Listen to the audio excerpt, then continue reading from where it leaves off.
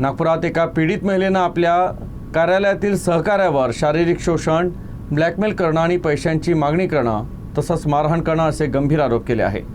पीडित महिलेच्या तक्रारीवरून कळमना पोलिसांनी आरोपीविरुद्ध गुन्हा दाखल केला।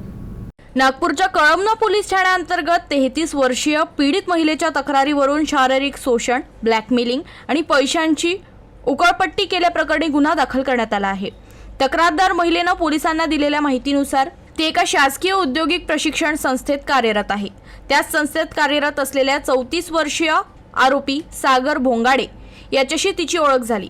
ओळख वाढल्यानंतर दोघांमध्ये प्रेमसंबंध निर्माण झाले। आरोपीनं या नात्याचा गैरफायदा घेत तिला भावनिकदृष्ट्या ब्लॅकमेल केलं, तसंच शारीरिक संबंध प्रस्थापित करत तिचे खासगी फोटो आपल्या ताब्यात ठेवले।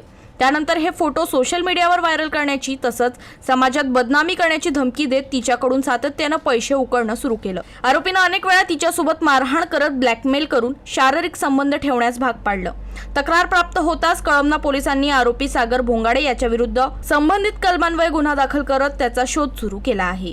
ज्या ठिकाणी ते नोकरी करते त्याच ठिकाणी तिच्यासोबत एका मुलासोबत तिची ओळख झाली, त्याच ठिकाणी नोकरी करणाऱ्या मुलासोबत, आणि त्यांचे मैत्रीचे संबंध असताना त्या मुलाने तिच्यासोबत फोटो वगैरे काढून त्याचा गैरफायदा घेऊन तिच्या मनाविरुद्ध तिच्याशी शारीरिक संबंध केले आणि त्याच्या मैत्रीचा फायदा घेऊन तिला बदनाम करण्याची भीती दाखवून वेळोवेळी तिच्यासोबत अनैतिक कृत्य केले।